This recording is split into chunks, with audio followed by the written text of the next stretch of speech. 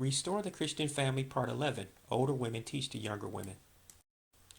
The older women likewise, that they be reverent in behavior, not slanderers, not given to much wine, teachers of good things, that they admonish the younger women to love their husbands, to love their children, to be discreet, chaste, homemakers, good, obedient to their own husbands, that the word of God may not be blasphemed. The mature Christian women in the church have a special commission from the Lord.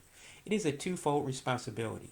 First, they are to live as examples of proper Christian behavior in front of the younger women in the church. Second, they are responsible for teaching the younger women how to be proper wives. Thus, the teachers must be holy in their behavior, and then they are able to pass on the knowledge of God to younger wives. We like to use the word mentor today to explain this type of relationship of a successful teacher in word and deed, raising others to do the same.